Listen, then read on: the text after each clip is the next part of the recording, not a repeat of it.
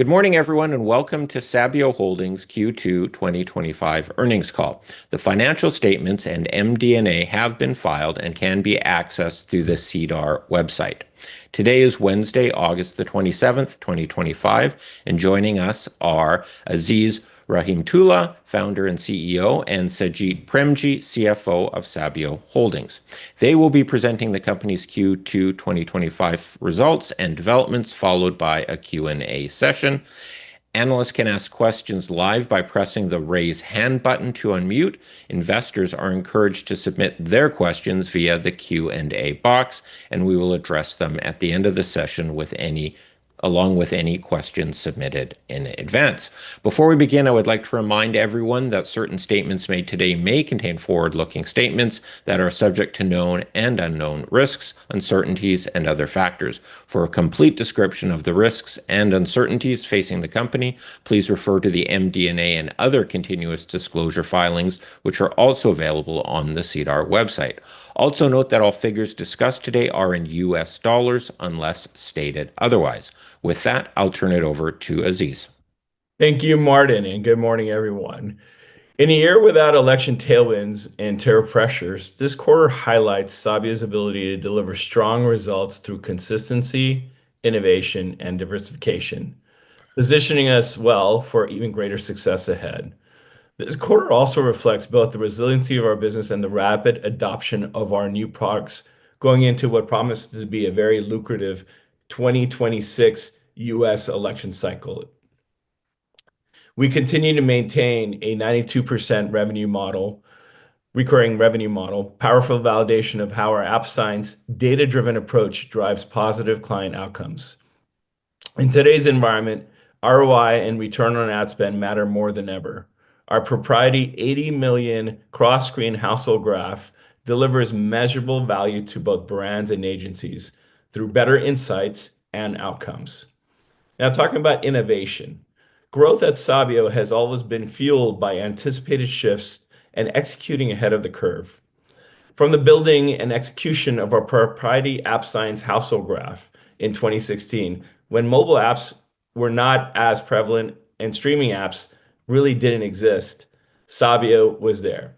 Today, where our ad-supported streaming business now accounts for 60% of revenue and our largest contributor to annual growth.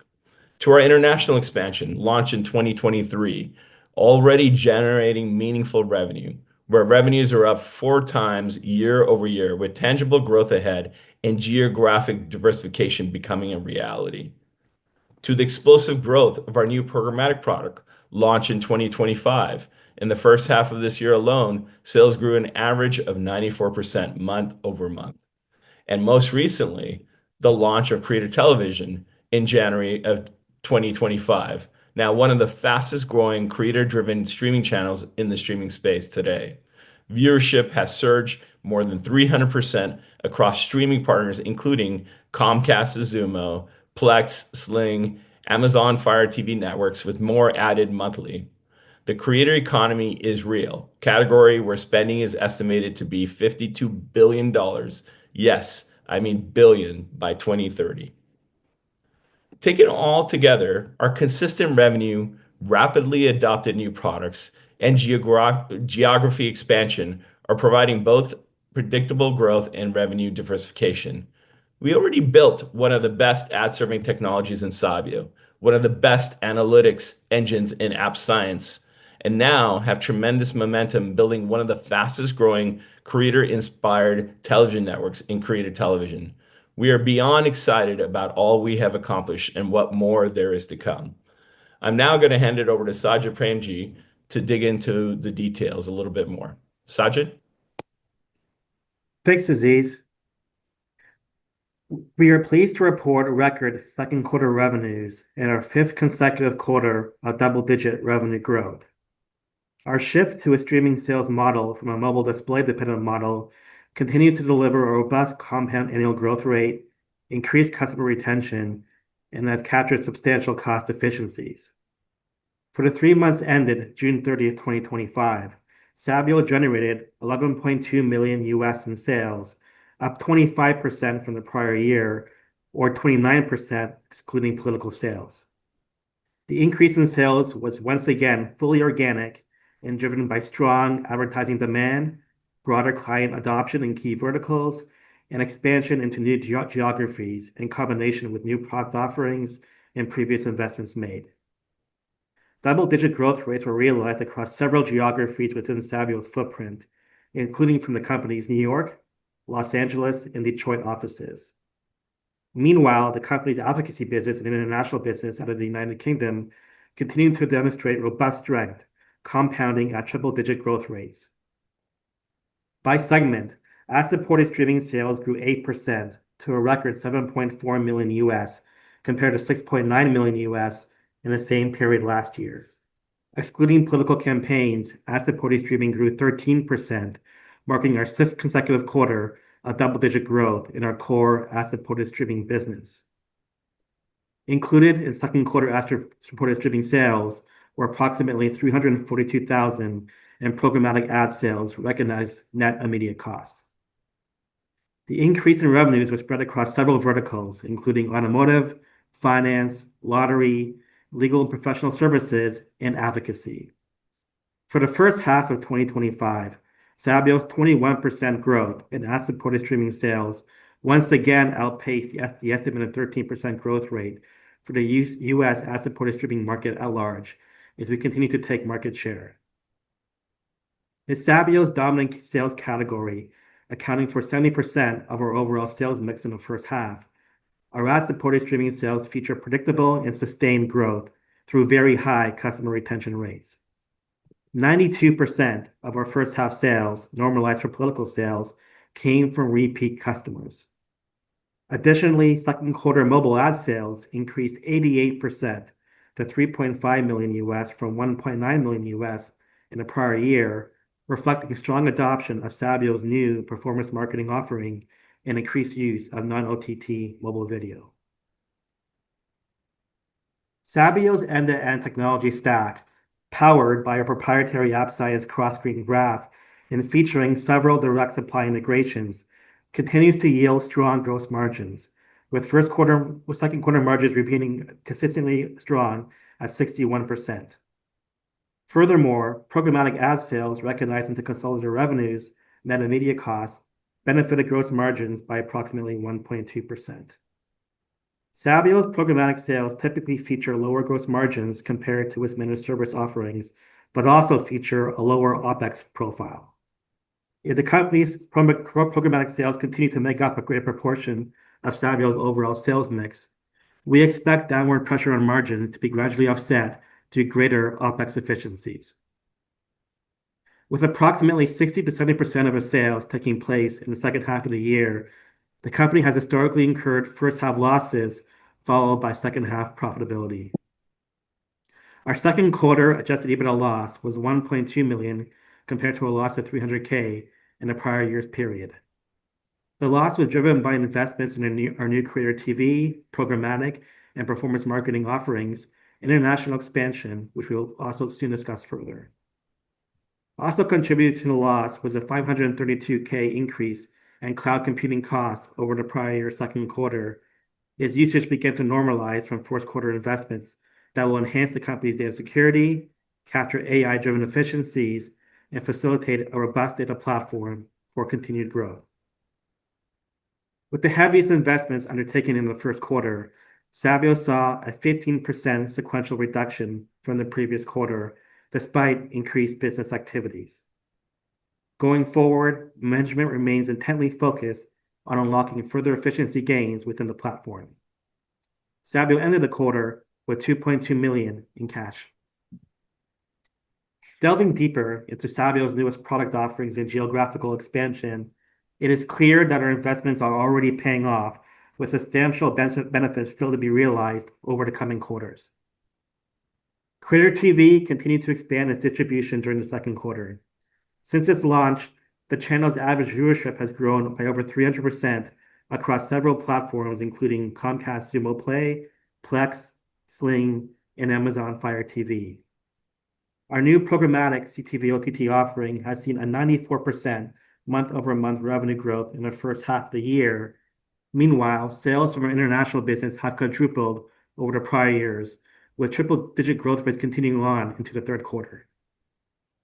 It is also worth reiterating that our new performance marketing offering helped underpin a robust 88% surge in second quarter mobile ad sales. Finally, Sabio's sales force has grown nearly 40% in 2025, with most hires being made within the last 6 months. The company has already realized early returns from these investments, with new logos to Sabio representing 33% of our first half brand mix. Historically, it takes close to 6 months before a new seller starts to contribute, with a meaningful ramp up thereafter. Therefore, while we have already reaped early returns through a diversifying client base, the substantial benefits of our investments are expected to be realized in the second half of 2025 and into the 2026 election year as our newest sellers ramp up.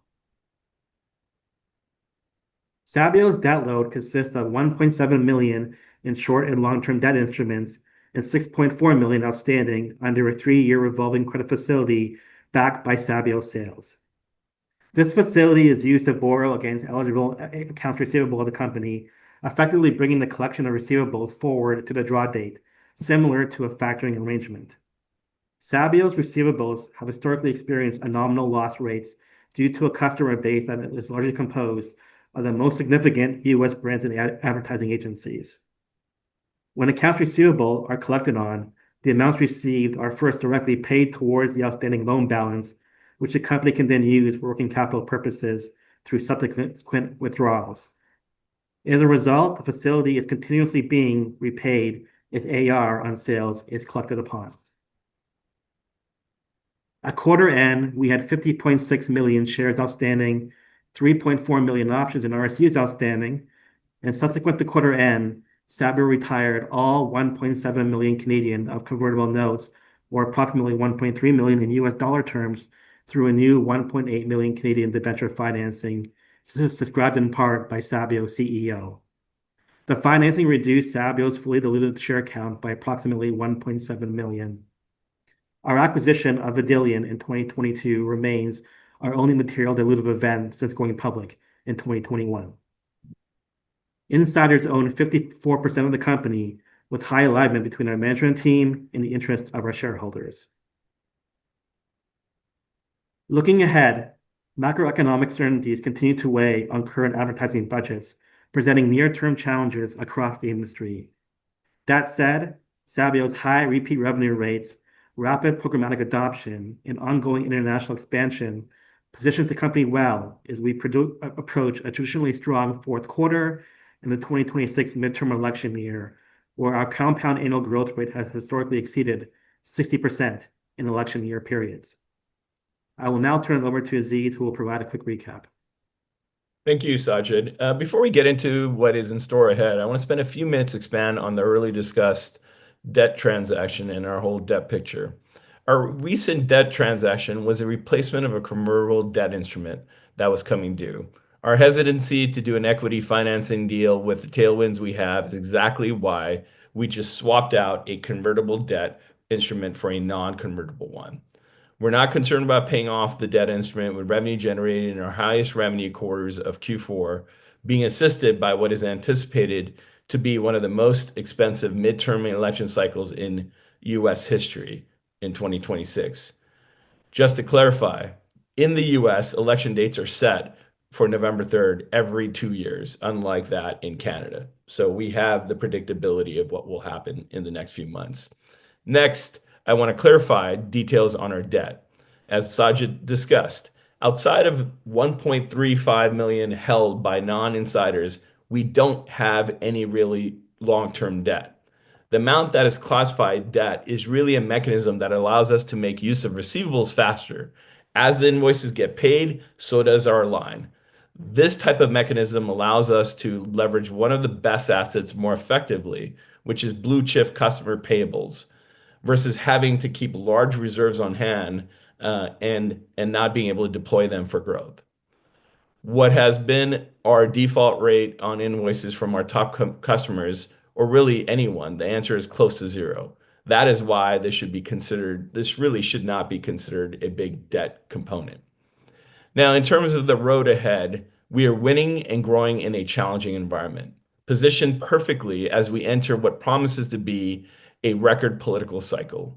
From national elections to high-profile local races, including the California governor's and Los Angeles mayor's race, which by the way, the last mayor's race 4 years ago had a record $100 million spent just in a matter of a few months. And that is scheduled for next year here in Los Angeles. Sabio is built for growth. Consistency gives us strength. Innovation gives us momentum. Diversification gives us more reach. And together, they ensured we're ready for the next wave of opportunity. This was both a record second quarter and first half revenues in Sabio history, and we're just getting started. On that note, I'm going to hand it back to Martin for any questions. Our first analyst questions comes from Gabriel Leung. Great, thanks. Hey guys, thanks for taking my questions and congrats on the progress. Just curious if you can talk a little bit about the current programmatic pipeline, how you think that's going to shape up over the course of the year and into 26. And I'm also curious whether the growth in programmatic is going to, do you expect it'll come at the expense of your managed business? Welcome, Gabe. Thank you for the question. The first part of that is, in terms of our programmatic pipeline, we're seeing tremendous opportunity of growth, and that dovetails into your second question. And it really is driven by two factors. First of which is we're not seeing a cannibalization of our managed service business because of programmatic. What we're seeing is there are pots of money that we did not have access to when we weren't offering programmatic. And so now we have the benefit of both managed and programmatic, hence the fact that you could see that 92% reoccurring revenue model still consistent. The second part of this equation, what's also happening is because of the tariff situations here in the US, and of course globally, advertisers aren't able to plan further ahead. And so it allows them to now turn off and on very quickly as relates to, changing tariff environment that we see coming out of the US. And so that has really facilitated the growth of programmatic. Now, as you probably know, Gabe, 90% of all CTV OTT is transacted programmatically. And so while our managed service business is consistent and we see growth there in certain categories, we do see a huge opportunity with programmatic. And that also dovetails nicely as we grow our creator television channel, because that provides us, once again, unique supply and inventory. Did that answer your question, Gabe? Yeah, no, that's super helpful. And for this midterm election cycle, do you anticipate more of a programmatic spend versus, well, obviously you didn't have it before, but do you expect that it will be a contributor to your programmatic growth on the political side this year? Yes, very much so. In fact, we think we were limited while we had a record political year last year. It did limit us by not having programmatic. And this year we are excited about the new offering programmatic. And we're seeing, quite honestly, a lot of great success. We're seeing advertisers start testing us and just continue to keep those campaigns going and keeping them evergreen. So the consistency of our revenue will start becoming more of a factor with programmatic. Sajid, anything you want to add to that? No, I think that was very well captured, Aziz. I think that, it's worth pointing out that in political spending, most political spending is done programmatically. And we haven't had a programmatic offering in the past, right? In 2024, all our programmatic sales were through managed services. So now we have a programmatic offering. And to Aziz's point, we definitely expect that to benefit us in the midterm election year and beyond. You have to skate where the puck is going, and the puck is going towards programmatic. And so that's why we're investing in it. And we definitely expect to reap the benefits of those investments. And to that point, next year's election cycle, we're super excited about, because not only do we have programmatic, but we have our own channel, the Creator Television Network, which is exactly where these politicians need to be. Younger audiences who can make an impact, younger, diverse audiences who can make an impact on the next cycle.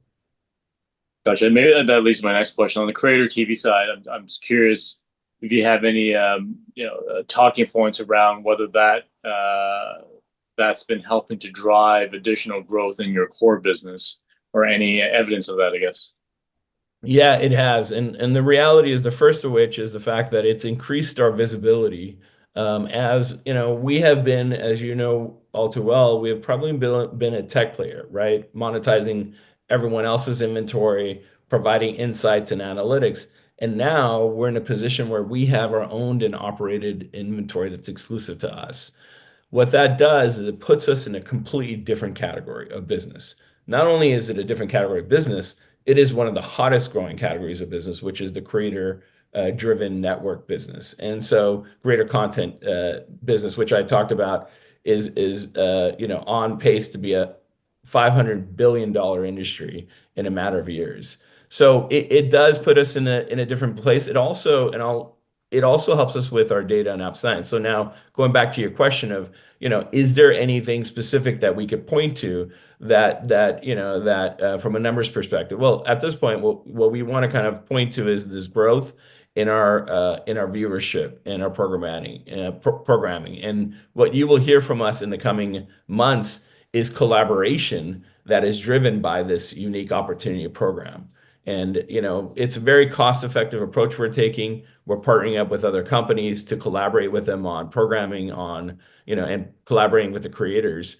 And really, it's going to give us a whole new set of selling opportunities, not just in the US, but globally, just in time as our global expansion and footprint is expanding. So, we really are setting ourselves up for really great acceleration, more so towards the end of this year and into 26.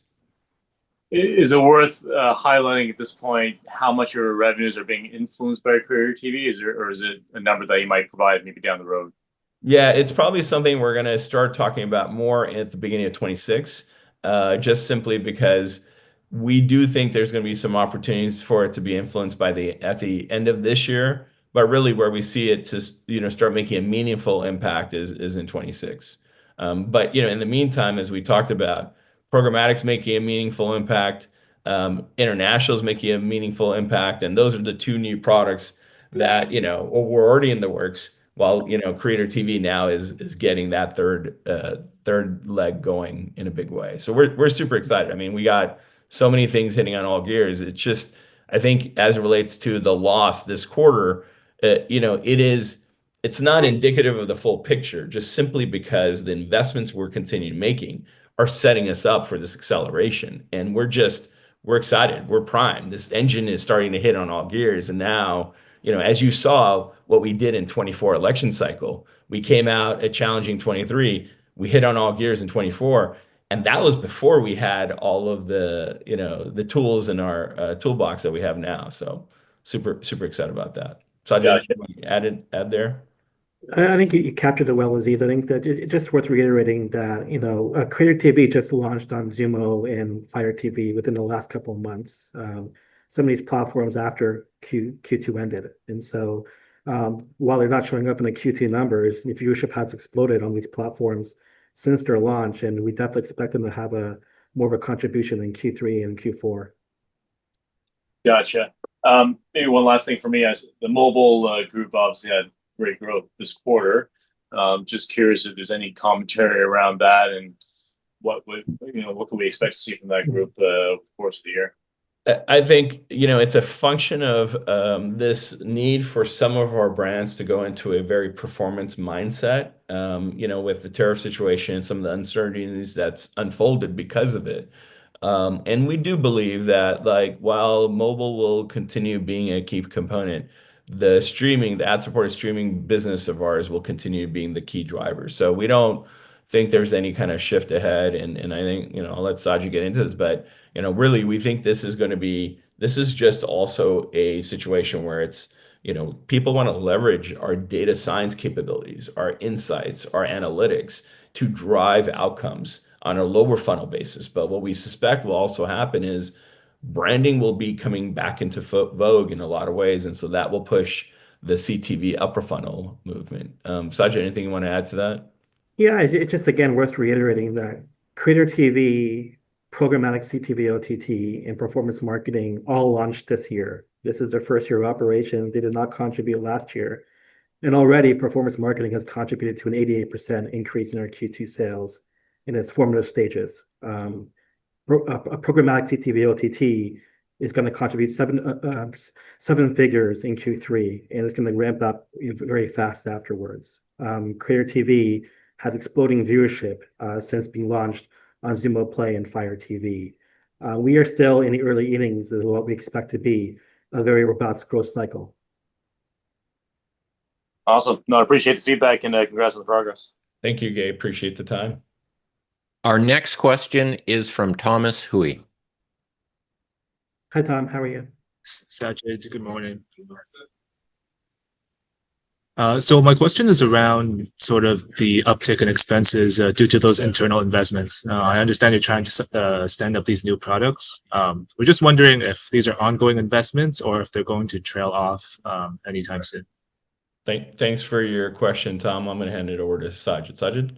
Yeah, I think that whenever you have a new product being launched, you have to expect some certain upfront investments being made. And that's what we've been doing in Creator TV, programmatic CTV, OTT, and our international business. I think our international business is a great example. Last year, we had one seller there who contributed 1.4 million of sales. Now we have 4 sellers, going to be 5 very soon. So what's the return on that? We are going to exceed all of 2024 sales in Q3 internationally. So it's already paying dividends. Mobile sales, again, surged 88% because of our performance marketing product in part. Programmatic CTV OTT is going to make up a greater portion of our sales mix in Q3 and beyond.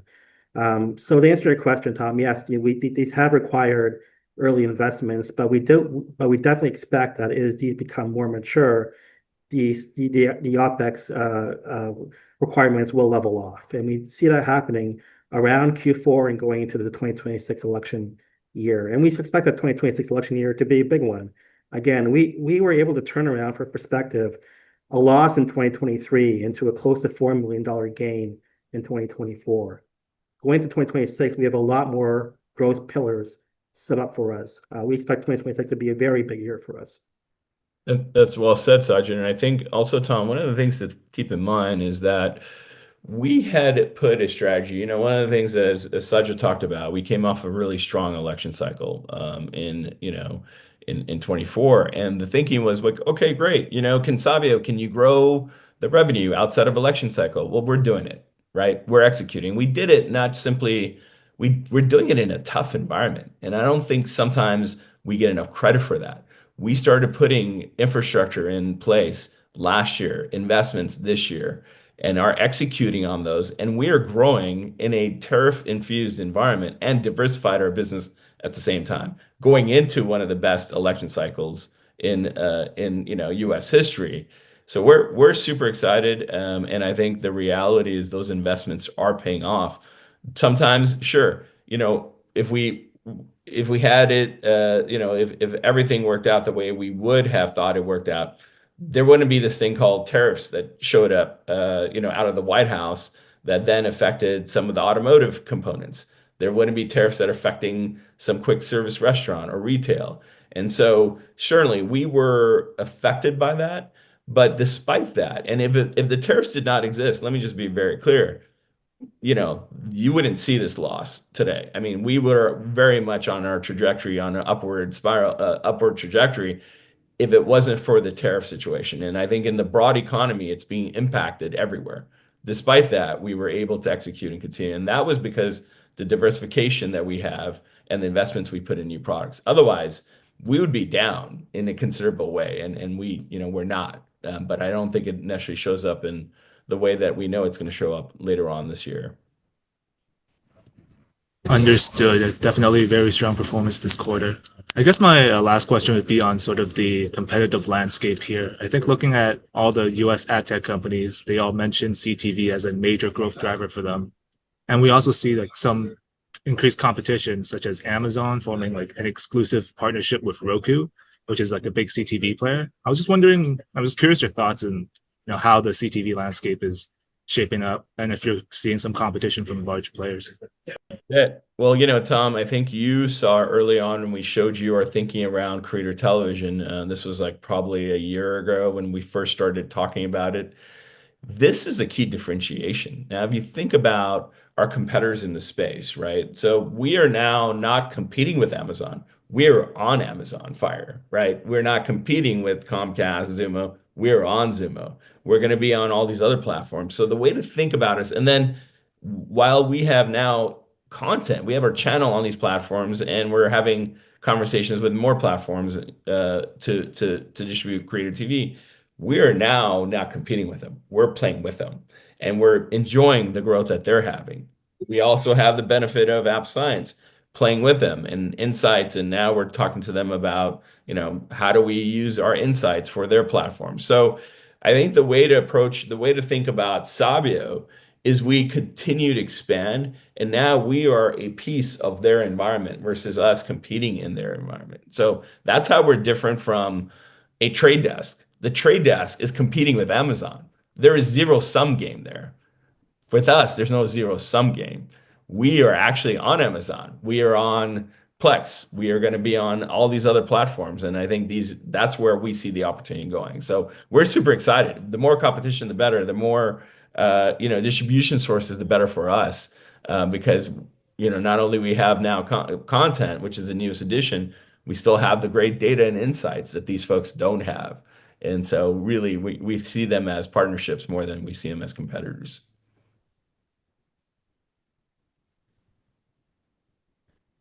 Does that answer your question, Tom? Yeah, sounds good. Thank you for taking my questions. Sure.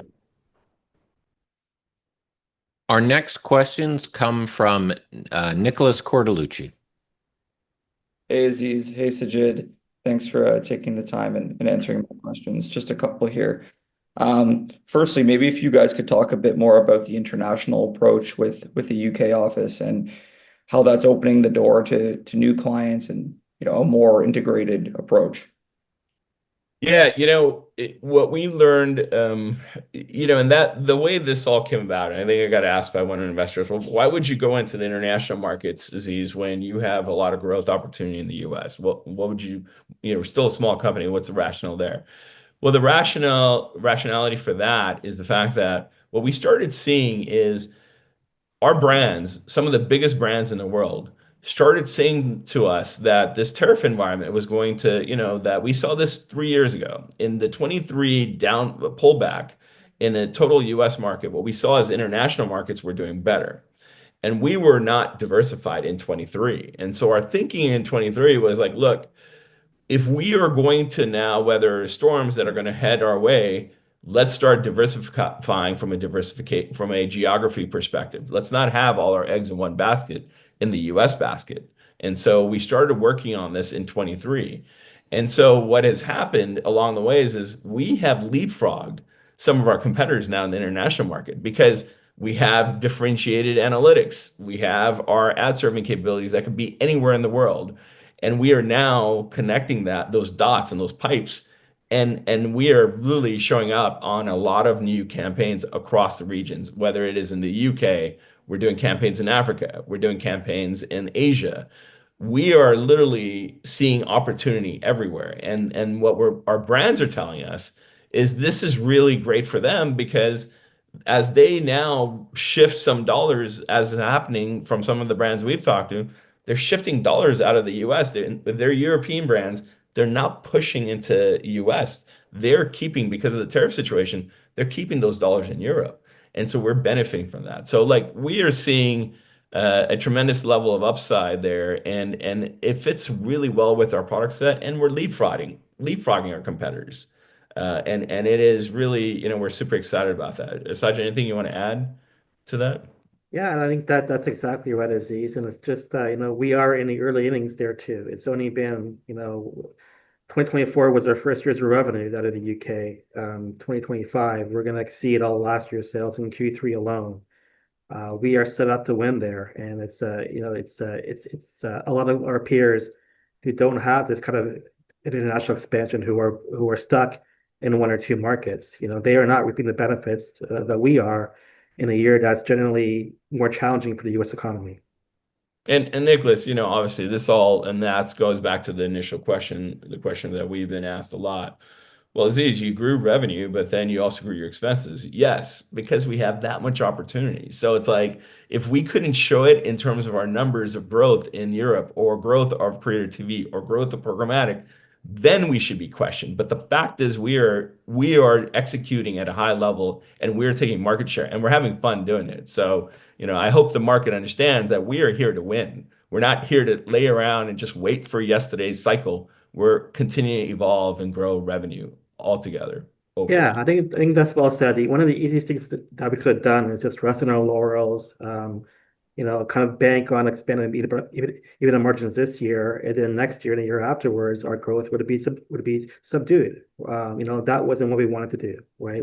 Because of the investments we're making now, it's not only setting us up well for 2026, which we're going to profit in a big way from, but beyond that as well. Got it. Okay, thank you for that. That's great. And then just my second question was on profitability. Looking forward to 2026, what can things look like from, an EBITDA margin perspective on when the business does hit that inflection point from the political revenue?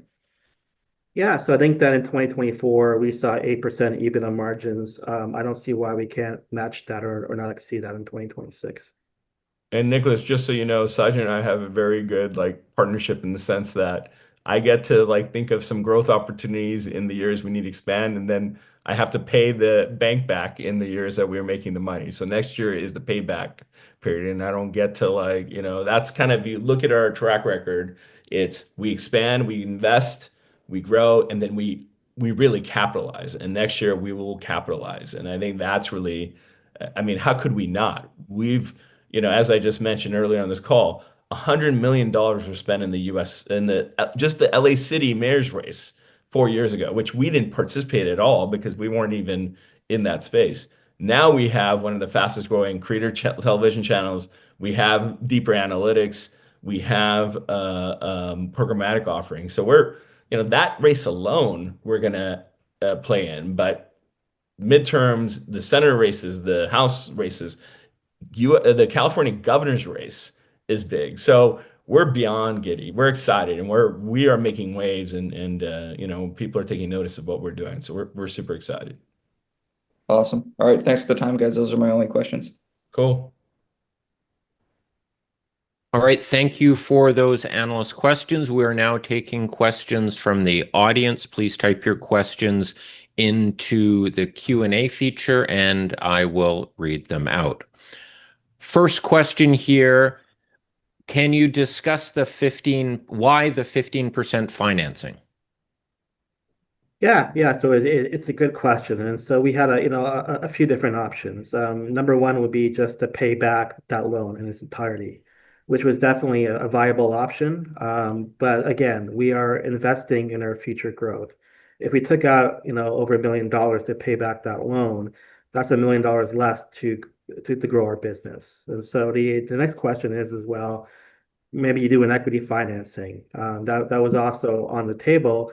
But we want to do an equity financing on our own terms, not just do because we're under the gun for a note expiring. And so it wasn't really appealing for us. I think that to do an equity financing has to be more than just to pay back a loan. It has to be to really funnel your future growth and really have to have an articulate growth plan to back that out. And I think that that's why we weren't too keen on doing that all under the gun of a maturity date. This was a good option in the fact that we were able to bring down our diluted shares by 1.7 million. We were able to pay back this convertible debt, swap it into a short-term fix. And the way our AR line works is that you're able to borrow more from it when you have the collateral for it. And that usually happens later on in the year after, around Q3 and Q4 when your AR is higher. So we're going to have a few different options at the end of the year. We can pay it back through our profitability. Q3, Q4 and in combination are usually profitable historically. Or the other option would be to pay back through our line at a much reduced interest rate. And so, this was the best option, which incurred, in the grand scheme, very modest dilution. And as Sajid mentioned, we're very aligned with investors in the sense that we don't want dilution, right? We are not one of those companies that just dilutes down and raises for no reason. We raise and we think about what is behind the raise and what's the impact and how does that impact, our own ownership and we're very aligned with that of our investors. And so dilution to us is something that we will fight at every turn. unless we really need to really. And we did get approached about doing dilution through a capital raise and an equity raise, and we said, look, for the time being, we need to show, as we're seeing the success of our programmatic, as we're seeing the success of our creator television network, we're seeing the success of international growth. We could show these tangible differences, and I think the market will appreciate it. And I do believe that the proof's in the pudding. And as we have, as Sajid talked about, look at the 23 and 24 trajectories. We invested in 23, we put the resources in place, and we came back and had the best, numbers, both top line and bottom line in 24. That's not going to be any different in 26, except the numbers are going to be even bigger. And I think that's really what people, what we really want people to understand is that we have to invest. We're still a small company that needs to invest in growth. And how we do it is very critical because we don't want to dilute shareholders on the way up. That's what we don't. Yeah, and the coupon on that 15%, the convertible debt that we retired was at 14%. So essentially the same, and we're growing our business north of 20%. So, it is a good use of capital, we feel, to retire it, to keep this debt going and invest in our business. Thank you. The following question is there a share buyback plan given the current share price? Yeah, I think that, we obviously feel that our share price is depressed, but we also have to balance that with our competing priorities being the growth that we're seeing in our business, right? When you have a quarter where performance marketing contributed to 88% of your mobile sales growth, when you're reaching a Q3 where international is posed to do more than all of 2024 sales in one quarter alone, the question becomes, where is the best bang for your buck in allocating resources? While we feel our stock price is depressed, our bias for capital will always be where we're going to get the highest ROI, and we are seeing a lot of growth pillars right now in front of us. I couldn't agree more, Sajid. And I think, look, next year will present us an opportunity to do buybacks, but this year it goes back to what we were kind of saying is it's investment and putting in and setting us up for the rest of this year and really acceleration of 2016. I mean, 2026, sorry, 2016, flashing me back. 2026 is really going to be super exciting. Thank you. Several questions here on some guidance. Are you providing any guidance for this year? Yeah, I think at this point, just given to the choppy nature of the macroeconomic backdrop, it would be a bit irresponsible for us to put our line in the sand and say this is where it's going to be. I think that, we're expecting further top line growth in our core business. I think that's what we've seen in Q1 and Q2, and we expect our core business to continue growing. Profitability, we always have an aim of being profitable for a year. But this is a challenging year, but I think what we are confident in is that the moves we're making today are going to pay off in a big way next year and thereafterwards. We're going to see an expansion of EBITDA margins next year. We're going to see even stronger top line growth across our core business and also growth in our political apparatus too. So the moves we're making today are going to pay off in a big way. Anything to add to that, Aziz?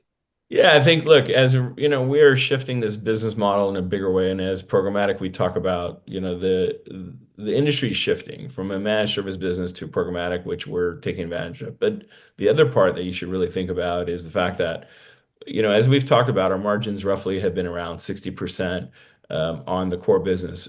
When we do our own channel, as our channel continues to grow, those margins have an opportunity to go up just simply because our profit margin on our own channel is much higher. And so that it presents a new opportunity and our ability to monetize these things globally, which is now the position we're in, becomes even more important. So, we're set up, we're the most complete end-to-end tech stack in ad-supported streaming, one of the most complete between our ad server, our analytics, and now you add a channel that we monetize ourselves. That is the nirvana situation. So we just need to we have the trifecta here that is now just starting to click. And if we just continue doing what we need to do, which is our goal the whole time was build the most complete ecosystem we can build. And now we're on the cusp of it with the Creator Television channel. That's the last leg of the stool. And when that takes off, as it's already doing, that allows us to change the whole dynamics of our company. I mean, this is that watershed moment to change, from just simply being an ad tech player to being an actual network. That's where we're headed to, and that provides some really tangible benefits to investors in a big way. Yeah, and I'd just like to add one thing to that is that we all get the want for short-term profitability, but I will say that if you were to jump off our ship back in mid 2023 and sell during a period where we weren't expanding EBITDA margins because we were investing in our business, that would have been a losing trade. We tripled our stock price in 2024 as the political year unfolded and our sales ramped up. And so I would just, kind of caution everyone to kind of learn from the past. I think that we're expecting a very big year ahead of us. We're making the moves right now to reap the benefits of that. And we're already seeing the early traction, see the programmatic sales ramp up, see the international sales ramp up, see Creator TV viewership expand. Thank you. Can you say what quarter you expect to be cash flow positive? Yeah, I think that historically we're always cash flow positive in Q4. I think that we don't see any reason why that won't be the same this year. As far as in an individual quarter basis. I think for the year, I think if you look back in the political year 2024, we were cash flow positive for the year, and we are going to be cash flow positive again in 2026. This is obviously has been a year of investment in the first half of the year. Is there a possibility of being cash flow positive for this year? There's a possibility, but there's also a very challenging economic backdrop as we invest. That said, we definitely expect 2026 to be cash flow positive. Well, and I think it's challenging, right? One little post on X can change the dynamics of everyone's business. And so if automakers and major companies and are all over the globe can't figure out where they're going to be, it's really hard for us to be predicting that as well. It's just the environment is too fluid, and we're fortunate we have a consistency of business that now we're growing despite the environment, but the tariff corrosion is real, and I think there's so much uncertainty. But the benefit we have, as we keep talking about, is we've diversified our business geographically, product wise, and we're going into an election cycle. So yeah, sure, look, we do expect Q4 to be much stronger, and we're seeing good signs of that, but really we're also excited about 2026. Thank you. You said before that being partnership with big brands and you saw opportunities in the international market. What market regions are really growing fast? We don't want to get into too much detail, just simply because we have a lot of competitors that also track us. But we will say this, that we're seeing a lot of opportunity in Europe, just specifically the tariff situation that Europe is dealing with is really having them think about internal growth relative to US growth. And so that across all of Europe is we're seeing great momentum. We haven't really touched on Asia a whole lot just yet. It's been Middle East and Europe that really have been driving our growth, and we see a lot of untapped opportunity. I think Asia is, we've had a fully owned subsidiary in India since 2016. And as you can imagine, we are positioned well to enter that market. And we have not wanted to enter that market before we had something tangible, and our Creator Television channel is tangible. And so, it's going to provide us an opportunity to grow there. So it is Europe and Middle East for the time being, but we do see huge upside in Asia and Africa. Thank you. How do you ensure competitive advantage internationally without the household graph that you have in the US? It's a great question. We are doing it. We are actually expanding, working on part of investments, and what we're working on that are being deployed now is the expansion of our household graph into Europe. So we are working on that. We've putting resources there. And so it really allows us to start expanding into that market and have a key differentiation. So, sorry, today what is happening is the key differentiation is also happening through some creative units, some third-party data sets we're able to really leverage. And so, but we do believe that our household graph will be in existence in Europe sometime next year. But that's part of the investment thesis of this year. We got to invest in some of these things and these demands that we're seeing, these opportunities that we're seeing that don't necessarily come to fruition, pay off the day you make that investment, but they do pay off in a few months from now. So we're seeing it. Thank you. Can you please share what the AR line financing cost is? Yeah. So it's about prime plus 2.15%, so a little over 9% is the financing cost of the line. All right.